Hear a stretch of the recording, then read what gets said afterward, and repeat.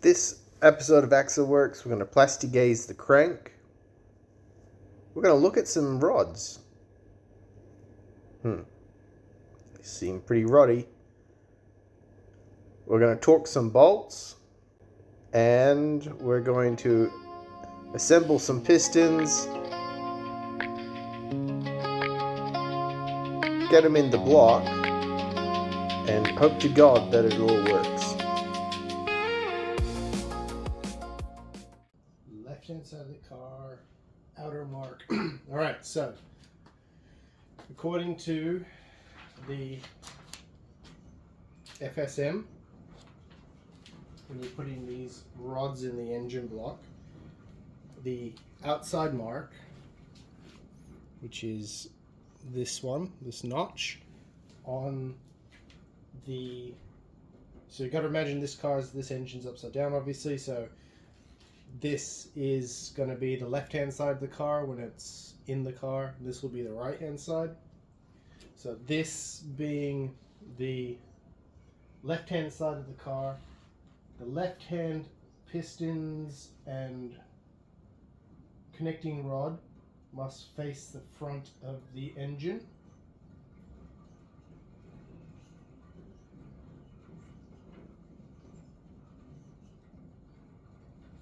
So this must face this front side of the engine this way, so that mark faces this way. And when you do the left-hand side of the block, it's the opposite. That notch must face the other way. So we're just doing this one right now.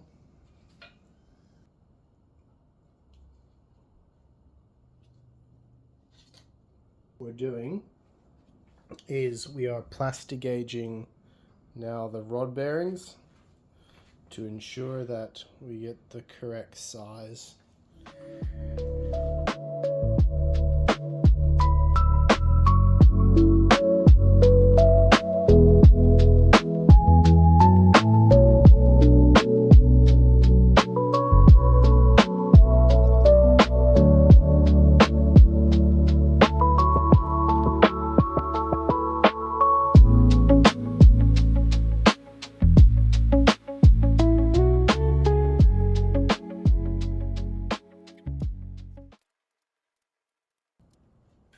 So here we go. I'm going to go for 20.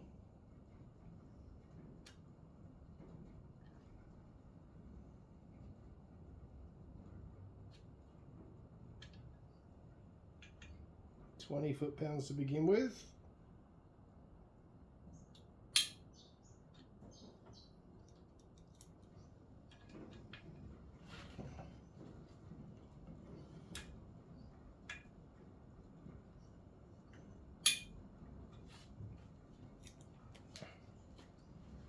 Well, now let's try to go to 40. So, yep, go to 40 now. We'll squeeze you over so I can have a bit of space.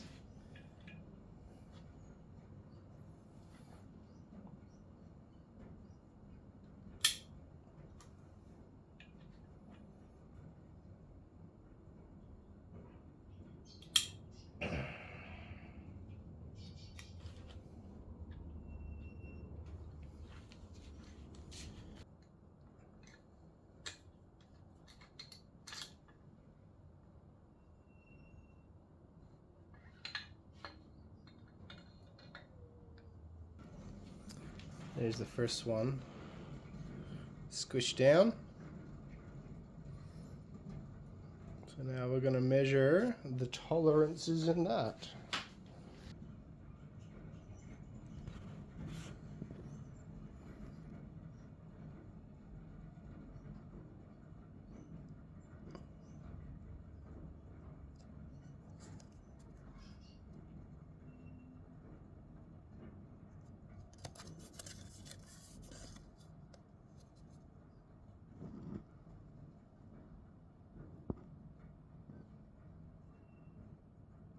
So it's smaller than that.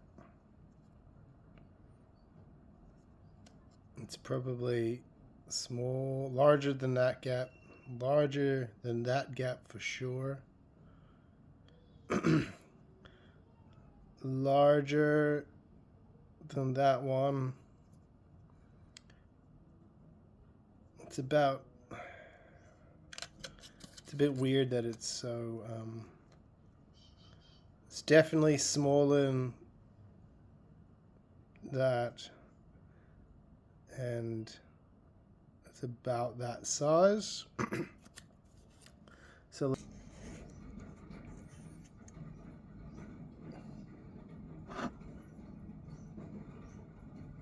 it's like it's 0.025 there. Definitely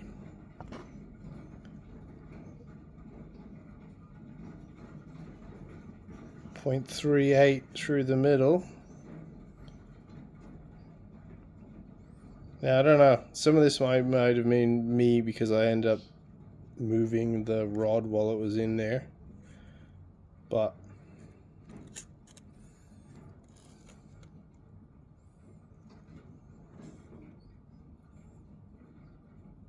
I'll have to give it a go on the other rod on this journal and see if we can do a better job. It's just annoying that it wasn't even all the way through.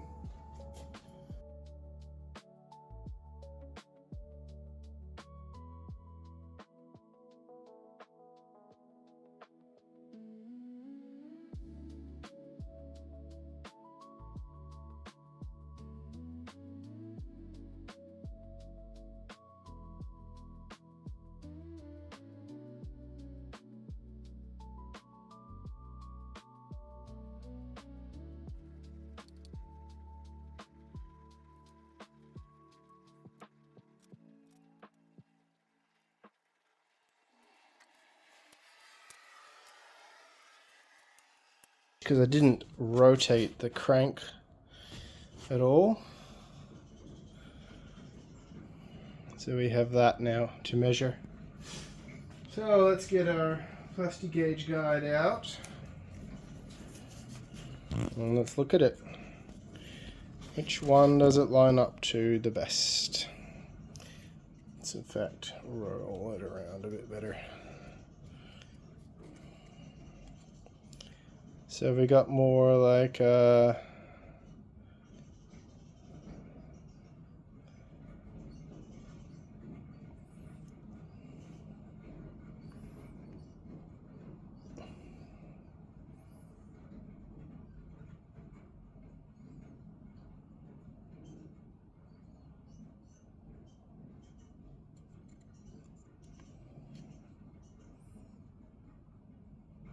so it's definitely bigger than 0.025.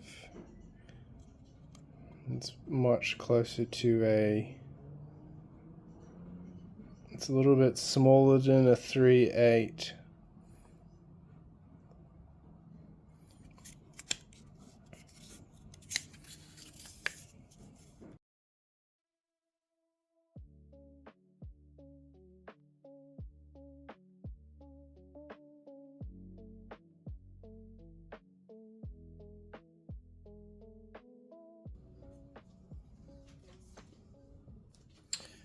Okay, so let's check out this little bad boy. See how this one measures up.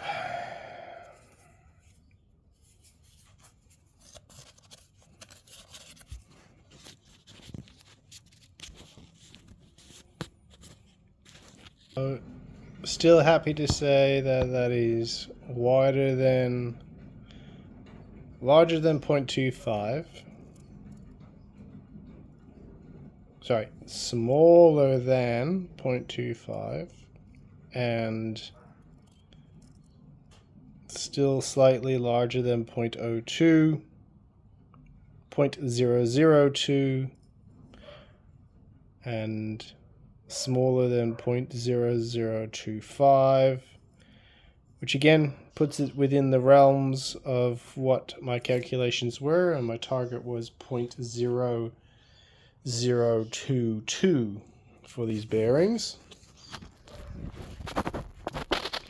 And that bearing, when I measured it out inside the engine, that bearing on the cap of the bolt, sorry, on the cap of the rod, was a tighter one. So every inside the engine, like so, each of these have a number that corresponds, and that number on this particular one is a 1, whereas all the rest bar another one were a 2. So that tells me that this rod, or that journal, no, it'll be this rod, is slightly small. Then this journal here, because this is a 2-size journal, this is a 2-size journal, this is a 2-size journal, this is a 2-size journal, so all the journals are the same. The only difference would be particularly that there is a different size rod bearing, or rod size. But there's no funky wear, there's no odd wear patterns.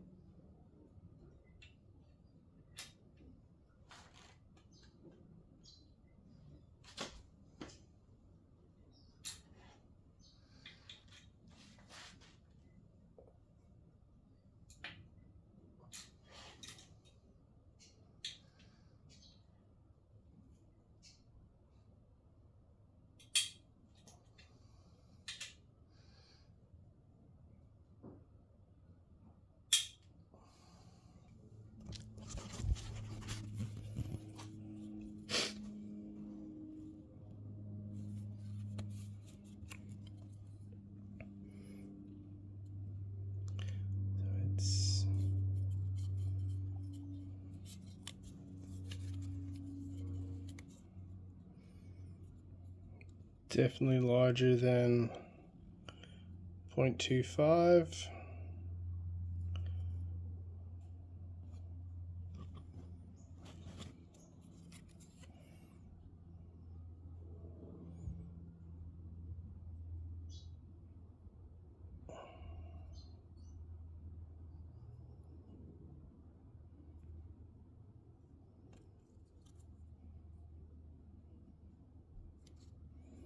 I don't know, I think I smudged it because it moved a little bit.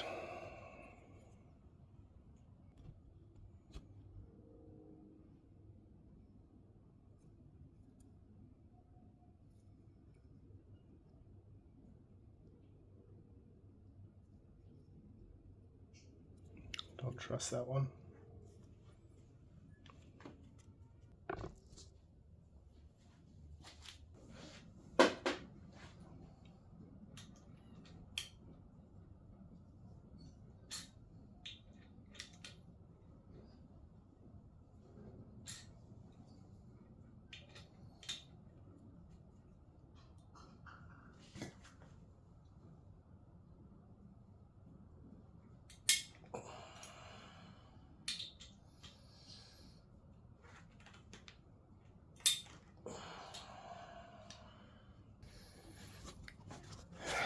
All right, there we go. So let's measure this one. So it is larger than 0.002.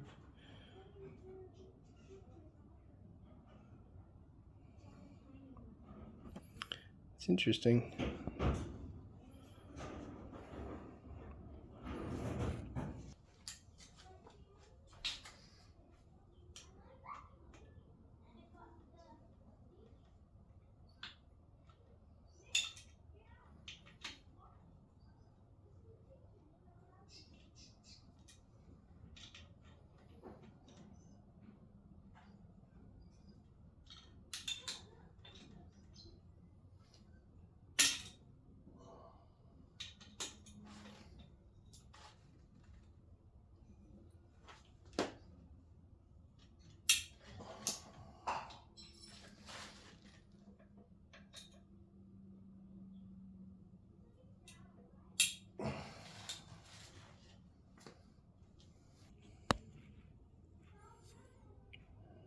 Yeah.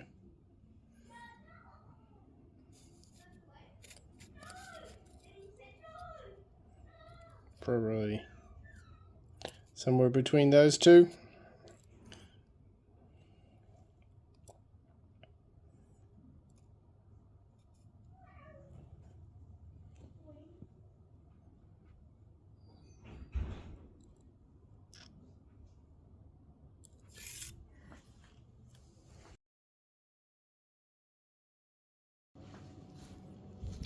Right on. So we're now going to be putting the connecting rod onto the piston. This is the way it works.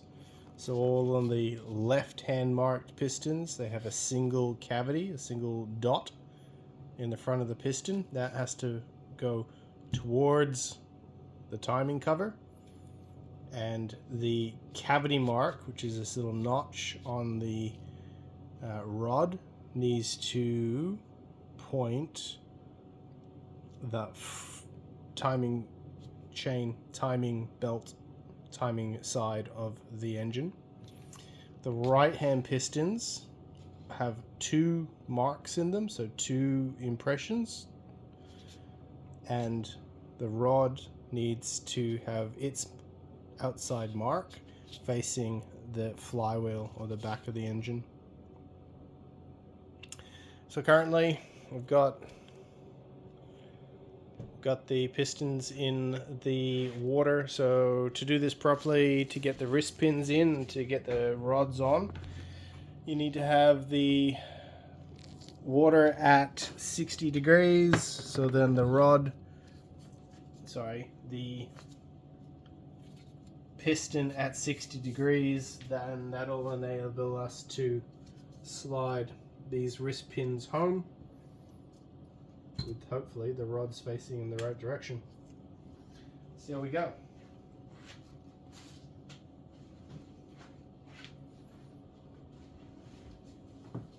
Alright. One piston at the appropriate temperature. One single dot facing the front of the engine. So it's going to go in that way.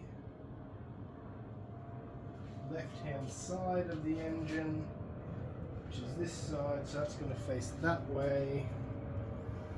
The mark is going to face forwards, which is that way. Ooby looby, shooby doo that one.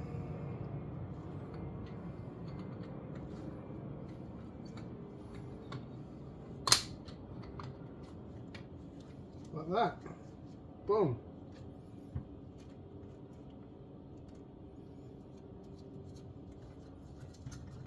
One piston home.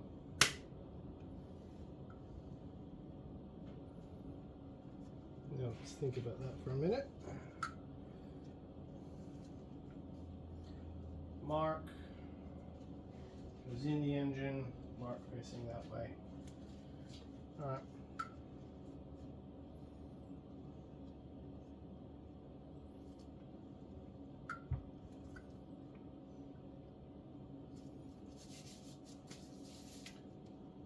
One down, 7 more to go.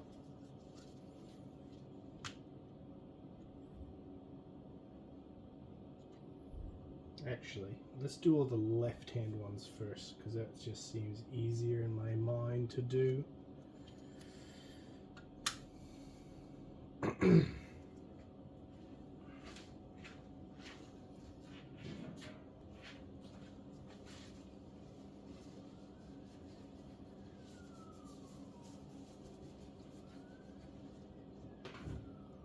Okay, one piston. Timing mark faces the engine that way. Cutout is that way. Goes in like so. Dippity doo.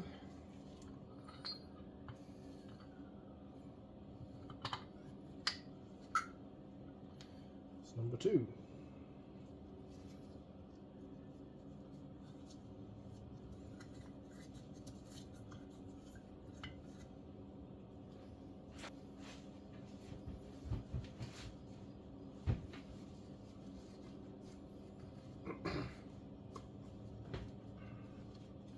piston, front of the engine, outside mark, like so, dippity-doo.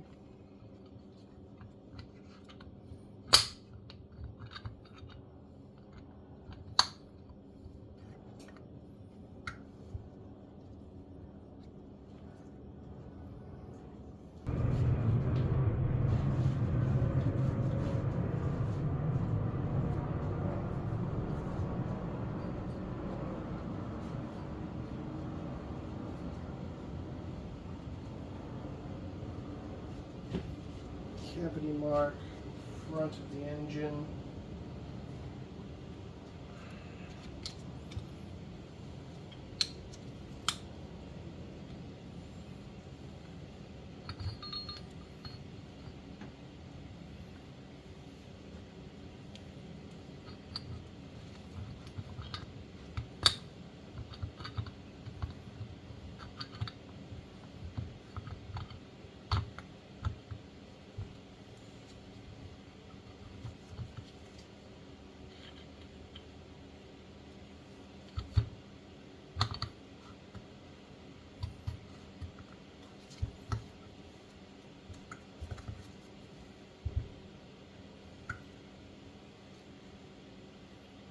Okay, cool.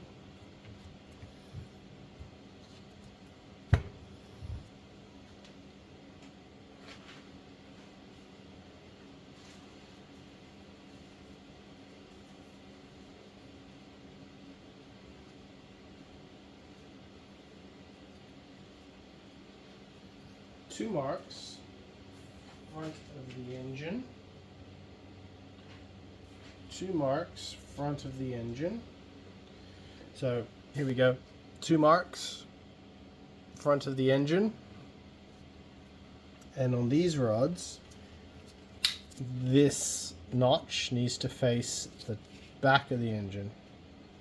So front of the engine. This needs to go on the opposite side, like this.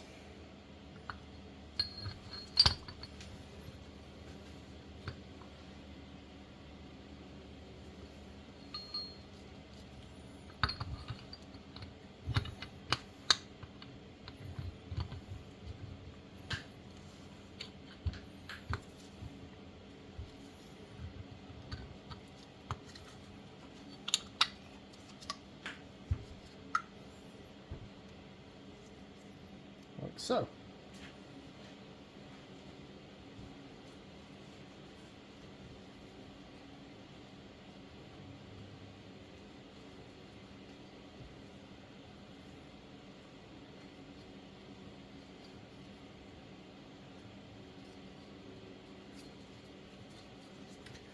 Front of the engine. And the rod needs to face the back, like so.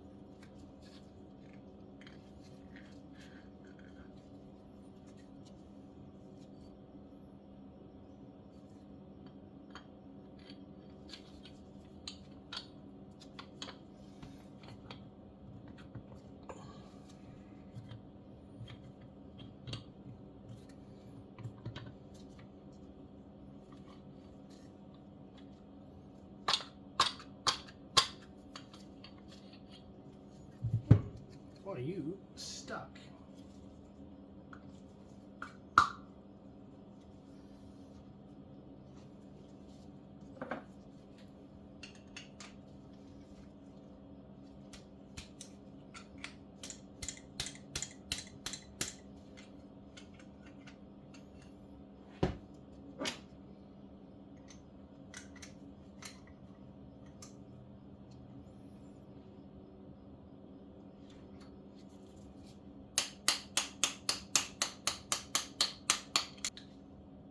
Oh, that's way better. Why is that one so tight? Weird. Moves now.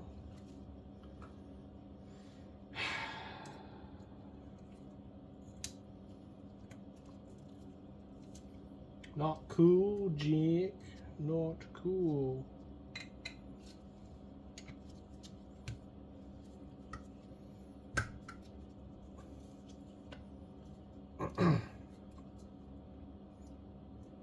Pit, front and back. Okay. Cool. Last one.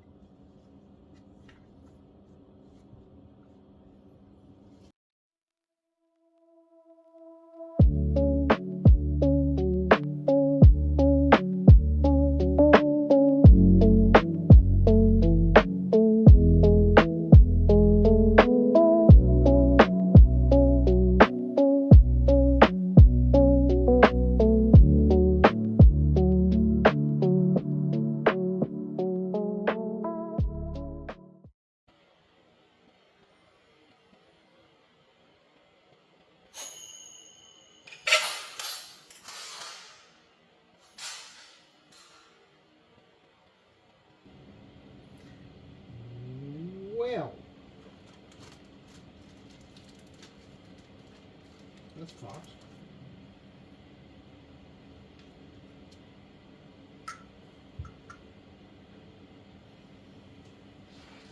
I need to find that.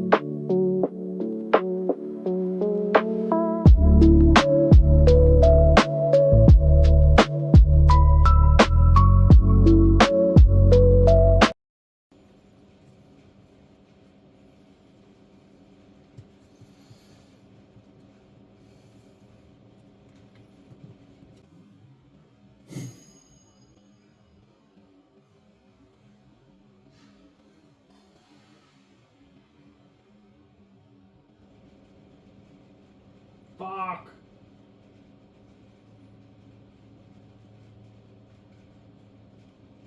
Fuck! Where did that go?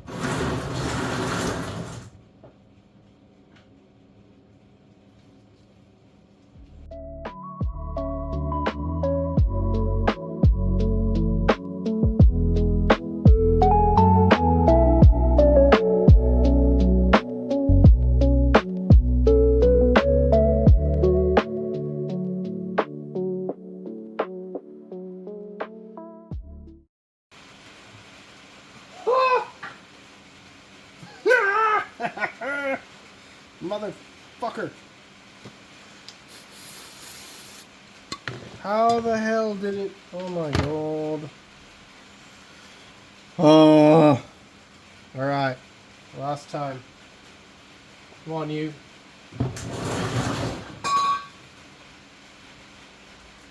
Get these off. These are no good.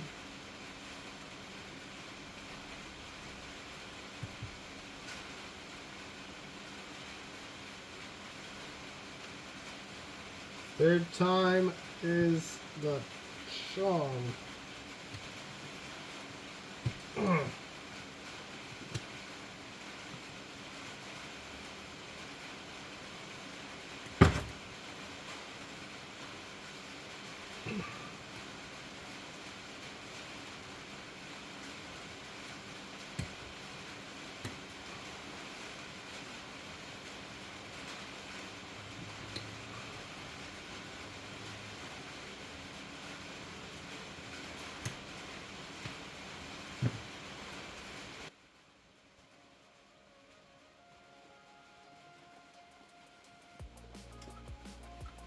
Alright.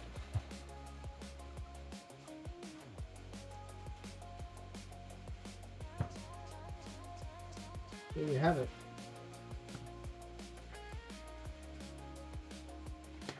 Fucking...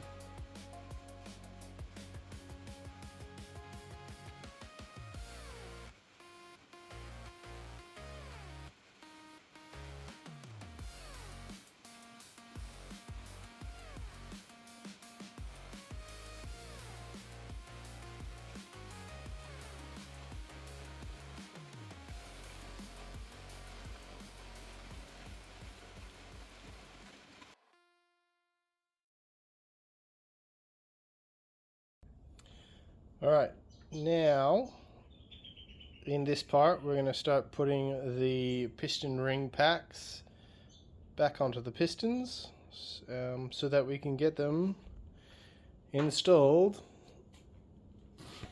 into the engine, which would be nice. Cannot wait to have all that done.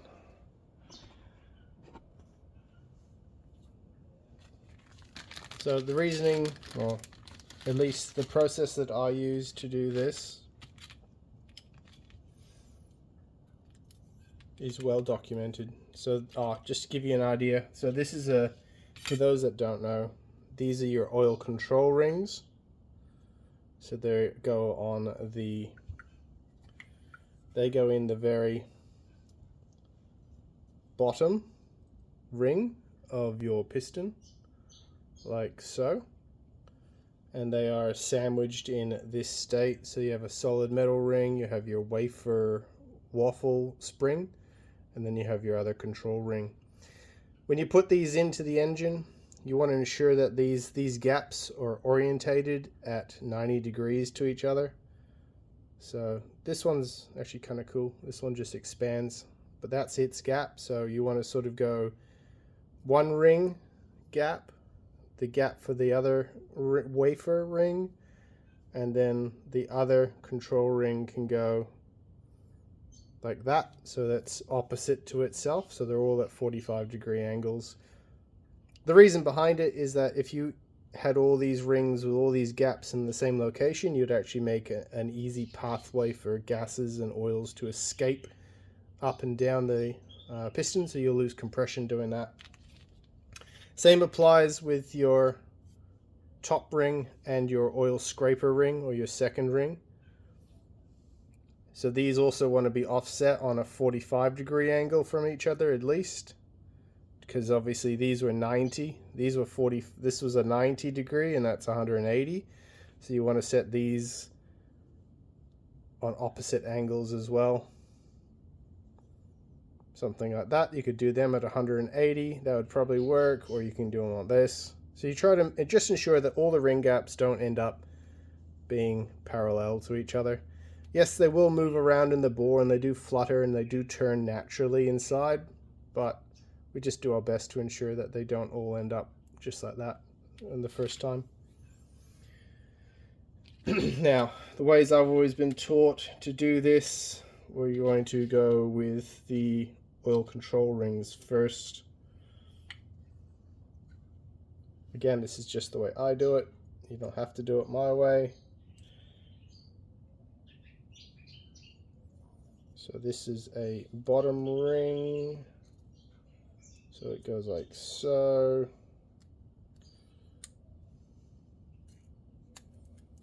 Very important that you do not bend these rings too far when you are placing them in, due to the fact that they will eventually, or they can gain a memory, and then you end up losing some compression and they won't seat correctly, which is something we do not want.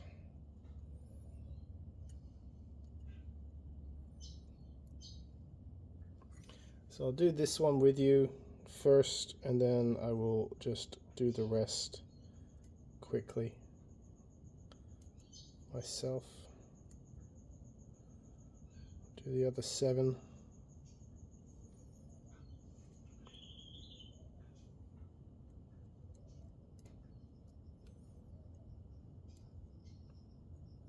So this one isn't seating into its home properly. It's getting caught.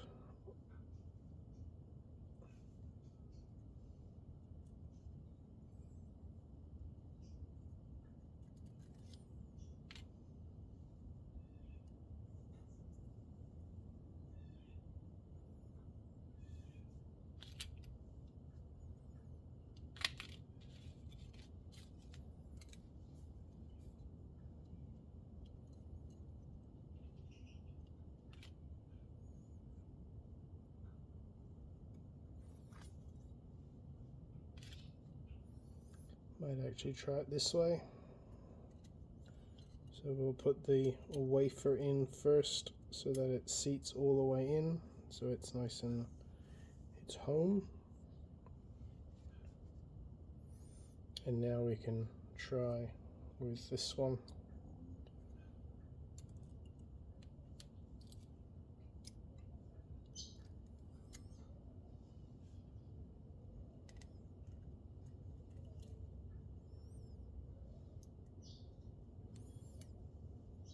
There we go.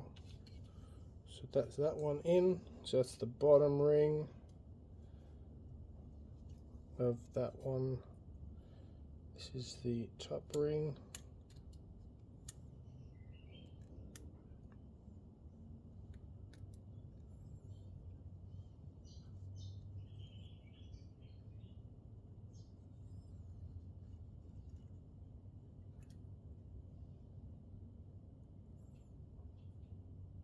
Here we go. Now I've got to figure out where I put those joins. So I've got one joining ring right here on this side of the wrist pin, one ring gap there, and I gotta figure out where I put the other ring gap, because I have a feeling it's pretty close to this one.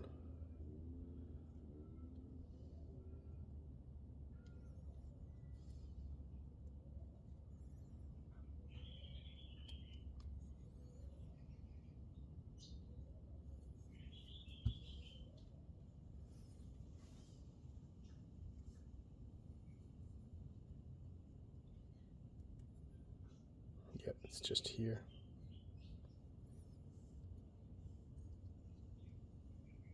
So we'll turn that one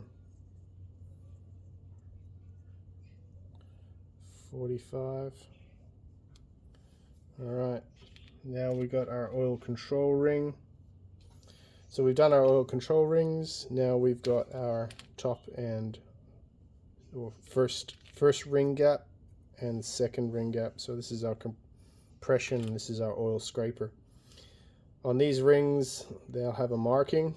The markings face upwards, so marking faces upwards, and the reason behind it is the underside of it, which will be extremely hard to see if this thing would focus. Hello? There's a teeny tiny little, come on, focus. There's a teeny tiny little scrape, like a little edge just there. That's what scrapes the oil back down the thing, and that's on the opposite side of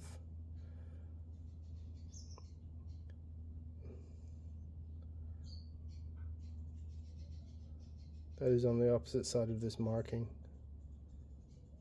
So if you have numbers or a dot, whatever it is, that's what you do. This one I'm going to use a expanding ring. So now remembering where I've got these ones, I've got one there, one there. So we'll do this one.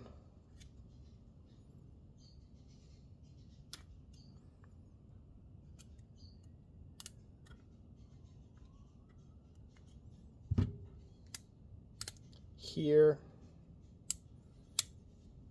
like so. And then we'll do this top ring. Again, top rings will have a marking on them. Markings always face up.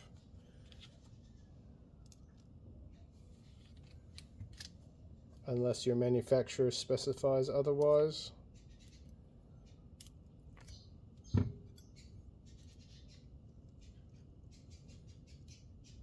And there we have it. One piston with its rings all installed.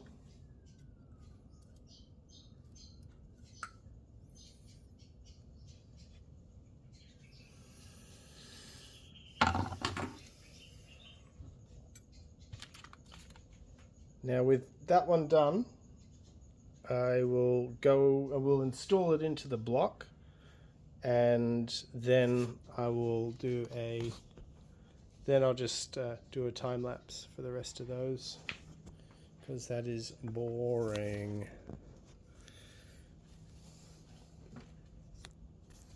All right, so as we said in the previous ones, so this is a single mark piston. This happens to be number 8, so this is a single mark piston. With the single mark piston, which is the left-hand side of the engine, which is this bank, and the cavity is to the front of the engine. So that points to the front. This section here points to the front.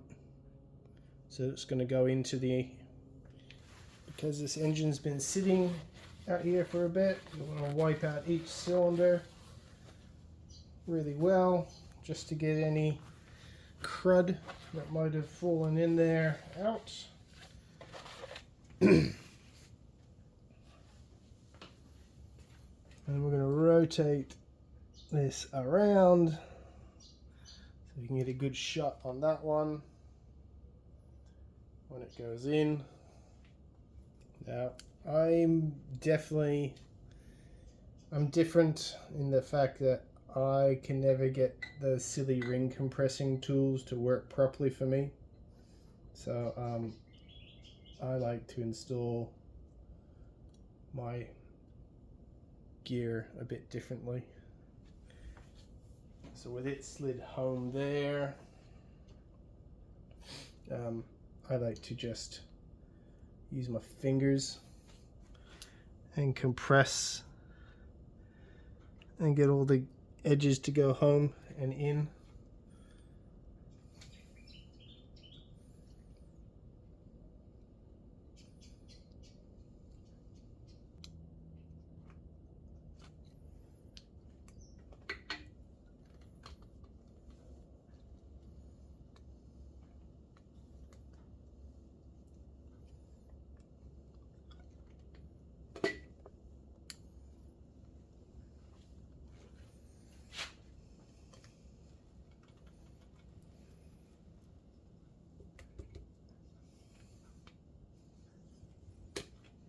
So,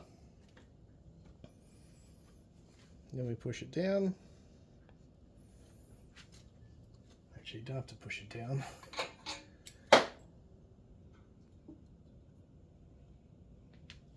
We'll just roll that cranky boy over.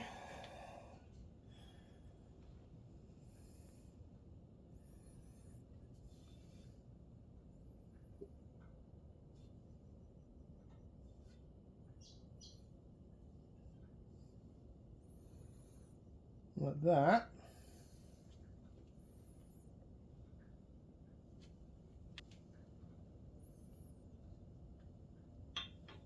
And we put our cap on, of course lubing all of the appropriate surfaces.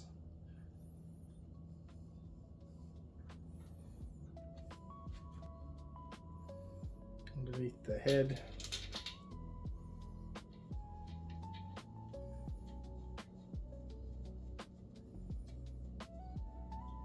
And do it up.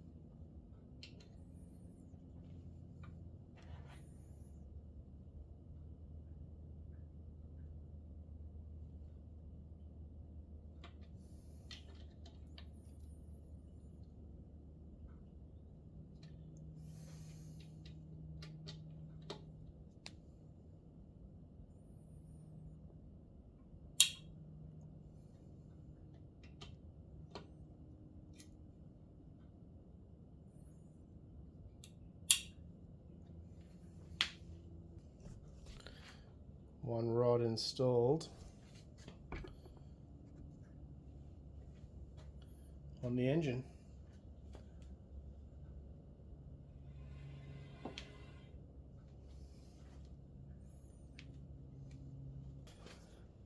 I'll leave that with you for those who like to see it.